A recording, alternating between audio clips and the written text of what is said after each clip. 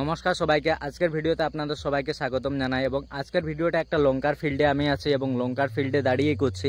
মূলত আজকের ভিডিওতে আমরা আলোচনা করব লঙ্কা গাছকে পরিচর্যা আপনারা কীরকমভাবে করবেন যাতে পরে আপনারা বেশি পরিমাণে ফলন পান।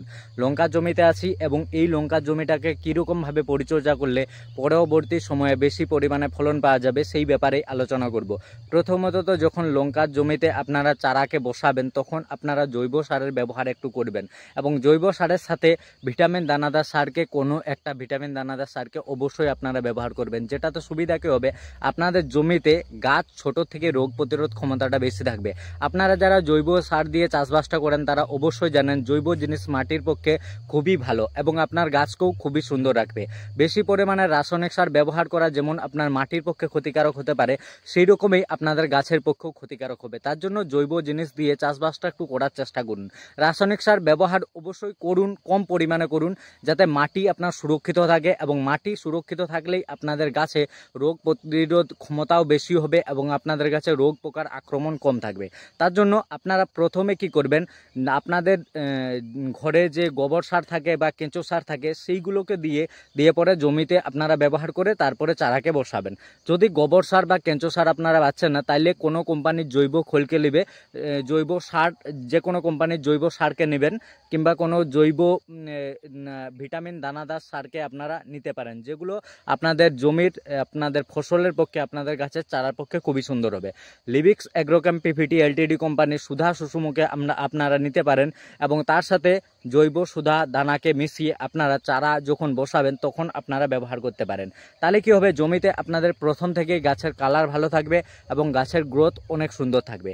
এই জমিটা আপনারা দেখতে পাচ্ছেন, এই জমিটা অনেক সুন্দর আছে, এইখান থেকে এত বড় জায়গা আছে। আপনারা যারা বড় জায়গাতে চাষবাস করছেন তাদের সব থেকে যেটা ইম্পর্টেন্ট, সব থেকে গুরুত্বপূর্ণ যেটা আমি মনে করি, যাতে গাছ আপনাদের দীর্ঘদিন পর্যন্ত টিকে থাকে এবং গাছে আপনারা দীর্ঘদিন পর্যন্ত অনেক দিন পর্যন্ত যাতে আপনারা ফলন পান এবং গাছ যাতে দীর্ঘদিন পর্যন্ত টিকে থাকে এবং বেশি দিন পর্যন্ত আপনাদের গাছে যাতে ফলন দিতে পারে, তার জন্য আপনারা কি করবেন, সুধা সুষম জৈব সার যদি আপনারা প্রথম চাষে ব্যবহার করেন বা প্রথম যখন কোর দিবেন তখন যদি আপনারা ব্যবহার করেন, তাহলে আপনাদের গাছ দীর্ঘদিন পর্যন্ত ফলন দেওয়ার ক্ষমতাটা আপনাদের গাছে থাকবে। কারণ গাছ একটা সময় পরে ফলন দেওয়ার পরে ফলনটা অনেক কম পরিমাণে হয়ে যায়। তার জন্য আমরা বলি যে কোনো জৈব খোল বা জৈব সারকে যদি আপনারা জমিতে ব্যবহার করেন তাইলে কিন্তু অনেক দিন পর্যন্ত আপনাদের জমিতে ফলন আপনারা পাবেন। জৈব সার ব্যবহার করা জমির পক্ষে অত্যন্ত গুরুত্বপূর্ণ। আমি সবাইকে বলবো যে আপনারা জৈব সার অবশ্যই জমিতে ব্যবহার করুন এবং ভিটামিন দানাদার সারকেও কিছু পরিমাণ মতো ব্যবহার করুন এবং রাসায়নিক সারের পরিমাণটা একটু কমান। যখন আপনারা জমিতে সুধা সুষম জৈব সারকে ব্যবহার করবেন তখন কী হবে, অটোমেটিকলি আপনারা যদি রাসায়নিক সারের পরিমাণটা কমও করেন তাহলেও কিন্তু গাছের আপনার খুব একটা ক্ষতি হবে না, আপনাদের গাছ ভালো থাকবে এবং আপনারা ফলনও অনেক বেশি পরিমাণে পাবেন। এই জমিটা দেখুন, এই জমিটাতে ফলনের যেরকম আমি কন্ডিশন দেখতে পাচ্ছি, গাছটাকে কীরকম পরিচর্যা করা হয়েছে আমি ঠিক সেটা জানছি না, চাষির সাথে আমি আলোচনা এটা ব্যাপারে করিনি, বাট আমার দেখে যা মনে হচ্ছে গাছের গ্রোথ ভালো আছে কিন্তু গাছে ফলন একটু কম পরিমাণে আছে। এই সমস্যাটা আপনাদের জমিতেও হতে পারে।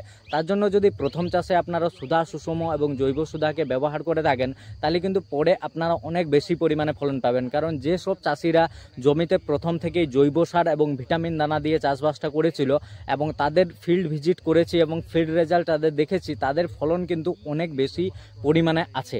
এবং তারপরে আপনারা কি করবেন, ভিটামিন স্প্রে হিসাবে আপনারা গাছের ব্রাঞ্চ যাতে বেশি পরিমাণে বৃদ্ধি হোক তার জন্য আপনারা হিউমিনাল গোল্ডকে নেবেন কিংবা আপনারা নিউবুনকেও স্প্রে করতে পারেন। নিউবুন এবং হিউমিনাল গোল্ড স্প্রে করাতে কী হবে, আপনাদের জমিতে ব্রাঞ্চের পরিমাণ অনেক বেশি পরিমাণে বৃদ্ধি পাবে এবং আপনারা অনেক বেশি পরিমাণে ফলনটা পাবেন। এগুলো উপরের স্প্রে এবং মূলত মাটিতে খাবার দেওয়াটা একটা অনেক ইম্পর্টেন্ট হয়ে থাকে, যাতে মাটিতে যদি খাবারটা আপনারা দেন তাহলে গাছ পুরোপুরি খাবারটা খেতে পারবে এবং সেক্ষেত্রে গাছ আরও ভালোভাবে আপনাদেরকে ফলনটা দিতে পারবে। তার জন্য মাটিতে আপনারা খাবার দেওয়ার চেষ্টাটা বেশি রাখবেন।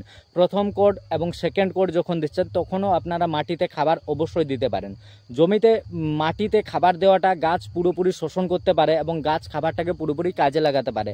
তারপরে যদি আপনারা মাটিতে খাবার দিতে পারছেন না, মাটিতে খাবার দেওয়ার সময় একটু পার হয়ে গেছে, তো আপনারা অবশ্যই উপরে স্প্রে করতে পারেন। হিউমিনাল গোল্ড কিংবা নিউবুনকে স্প্রে করতে পারেন এবং নিউবুনের সাথে বুস্টার টুকে আপনারা নিতে ভুলবেন না। নিউবুন এবং বুস্টার টু একসাথে মিশিয়ে আপনারা স্প্রে করবেন। লঙ্কা জমির ক্ষেত্রে নিউবুন এবং বুস্টার টু যদি একসাথে আপনারা স্প্রে করেন তাহলে পরে আপনাদের ফলনটা এমনিতেই একটু পরেই 7 থেকে 10 দিনের মধ্যে আপনারা ফলনে একটা ডিফারেন্স দেখতে পাবেন। মূলত জমিতে এবং ফিল্ডে স্প্রে করে একবার আপনারা দেখুন এবং রেজাল্টটা দেখে তারপরে আমি বলছি, কারণ আমি ফিল্ড রেজাল্ট অনেকগুলো দেখেছি যে নিউবুন বুস্টার টু স্প্রে করায় ফলনটা এমনিতেই অনেক বেশি পরিমাণে বেড়ে যায়। লতানো সবজির ক্ষেত্রে আরও ভালো হয় যদি নিউবুন বুস্টার টুকে আপনারা স্প্রে করেন। এবং আপনারা যারা রাসায়নিক সার ব্যবহার করছেন তারা অবশ্যই জিঙ্ক, বোরন, কপার এই অনুখাদ্যগুলোকে একটু একটু পরিমাণে নেবেন।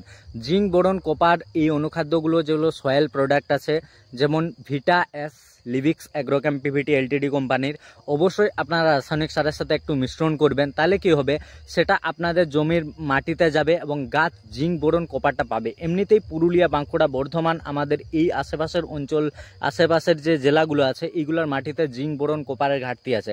তার জন্য জিঙ্ক, বোরন, কপারটা একটু মাটিতে দেওয়ার চেষ্টা করবেন, যাতে আপনাদের গাছের এবং আপনাদের ফসলের পক্ষে এটা অনেক ভালো হবে যদি জিঙ্ক, বোরন, কপারটা আপনারা মাটিতে দেন। এবং তারপরে আপনারা কি করবেন, পরে যাতে ফলন আপনারা বেশি পরিমাণে পান তার জন্য আপনারা কী রকমভাবে পরিচর্যা করবেন সেই ব্যাপারে আমি একটু আপনাদেরকে বলবো। দেখুন, মাটিতে খাবার দিলেন, দিয়ে পরে উপরে স্প্রে করলো, দিয়ে পরে আপনাদেরকে লক্ষ্য রাখতে হবে যে জমিতে মাছি এবং পোকার আক্রমণটা কীরকমভাবে হচ্ছে এবং মাছি এবং পোকাকে আইডেন্টিফিকেশন করাটাও আপনাদের একটা দায়িত্ব। যখন আপনারা জমিতে চাষবাস করছেন তখন অবশ্যই আপনাদেরকে জানতে হবে যে কোন মাছির জন্য কোন ওষুধটা যদি আমরা স্প্রে করি সেটা আমাদের পক্ষে সুবিধাজনক হবে। এবং এর পরের ভিডিওগুলোতে আমরা স্পেশাল মাছি এবং ওষুধকে ওই মাছের জন্য কোন ওষুধটা স্প্রে করলে আপনাদের সুবিধাজনক হবে সেইরকমভাবেই আমরা এরপরের ভিডিওগুলো বানানোর চেষ্টা করব। মূলত আপনারা কি করবেন, সাদা মাছি যদি আপনাদের জমিতে লেগে থাকে, লঙ্কা জমির ক্ষেত্রে হোয়াইট ফ্লাইটা লাগার একটু সম্ভাবনা বেশি পরিমাণে থাকে, তাহলে কি করবেন, কোনো থাইমোথক্সাম জাতীয় কেমিক্যালকে অবশ্যই আপনারা জমিতে স্প্রে করতে পারেন। এবং বিভিন্ন ধরনের পোকা আপনাদের জমিতে লাগতে পারে। এই যে আলাদা আলাদা কোম্পানির আলাদা আলাদা ব্র্যান্ডের পোকার ওষুধ আছে, মাছির ওষুধ আছে, বিভিন্ন রকম কোম্পানির আলাদা আলাদা ওষুধ আপনারা পেয়ে যাবেন। লঙ্কার জমিকে আপনাদের লক্ষ্যের মধ্যে রাখতে হবে এবং পোকা এবং মাছির আক্রমণ করলে স্প্রেটা অবশ্যই থাকবে। 8 থেকে 10 দিন অন্তর স্প্রে যেন আপনাদের জমিতে লেগেই থাকে। এবং ভিটামিনের স্প্রে, যখনই রোগ পোকা আপনি কোনো মাছির ওষুধ স্প্রে করলেন তার মাঝে 5 থেকে 6 দিন, মনে করুন প্রথম আজকে যদি আপনি জমিতে মাছির কোনো ওষুধ স্প্রে করেন তাহলে 5 থেকে 6 দিন পরে একটা ভিটামিনের স্প্রে আপনার জমিতে থাকতে হবে, যাতে জমিতে আপনাদের ফলনটা যাতে ঠিকঠাক থাকে। তার জন্য ভিটামিনের স্প্রেটা অবশ্যই আপনার জমিতে থাকতে হবে। তার জন্য ভিটামিন স্প্রে করবেন এবং লঙ্কার জমিকে একটু ধ্যানের মধ্যে রাখবেন যে জমিতে মাছি পোকার আক্রমণ লাগছে কিনা সেটা একটু দেখবেন। মাছি পোকার আক্রমণ থেকে প্রথমত তো জমিকে বাঁচান, ভিটামিনের স্প্রে করুন এবং মাটিতে খাবার দেওয়ার চেষ্টা অবশ্যই আপনারা করবেন। যদি মাটিতে খাবার দেওয়ার পর্যায়ে আছে আপনাদের লঙ্কার জমি, প্রথমে দিতে পারেননি, তাহলে এখনও আপনারা জৈব সারকে মাটিতে একটু একটু দিতে পারেন। এবং জৈব সার হিসাবে সুধা সুষম কিন্তু খুবই ভালো, অনেক সুন্দর রেজাল্ট আমি পেয়েছি। এবং তার জন্য আমি ভিডিওর মাধ্যমে আপনাদেরকে বলছি যে সুধা সুষম একবার হলেও জমিতে আপনারা ব্যবহার করে দেখুন এবং এর রেজাল্টটা আপনারা ফিল্ডে দেখুন। পরে তো আপনারা অবশ্যই ব্যবহার করবেন, একবার ফিল্ড রেজাল্টটা সুধা সুষম দেখুন। এবং লঙ্কার জমির ক্ষেত্রে সুধা সুষম ব্যবহার করুন এবং জমিকে রোগ পোকার হাত থেকে বাঁচান। এবং ভিটামিন স্প্রের মধ্যে নিউবুন, বুস্টার টু, হিউমিনাল গোল্ড এগুলোকে নিতে পারেন। বুস্টার টু মূলত যেটা করবে আপনাদের জমিতে ফুল এবং ফলের পরিমাণটা অনেক বেশি পরিমাণে নিয়ে আসবে, তার জন্য বুস্টার টু আপনারা অবশ্যই স্প্রে করবেন। হিউমিনাল গোল্ডের সাথেও বুস্টার টুকে অ্যাড করে স্প্রে করতে পারেন বা নিউবুনের সাথেও বুস্টার টুকে অ্যাড করে আপনারা স্প্রে করতে পারেন, খুব সুন্দর রেজাল্ট পাবেন। আমাদের পরের কন্টেন্টগুলো মূলত মাছি এবং পোকাতে আপনারা কী ধরনের স্প্রে নিতে পারেন এই ব্যাপারে আমরা পরের কন্টেন্টগুলো বানাবো। আজকের এই ভিডিওটা যদি আপনাদের সবার ভালো লাগে তাহলে অবশ্যই লাইক, কমেন্ট এবং চ্যানেলটাকে ফলো করে যাবেন। ধন্যবাদ।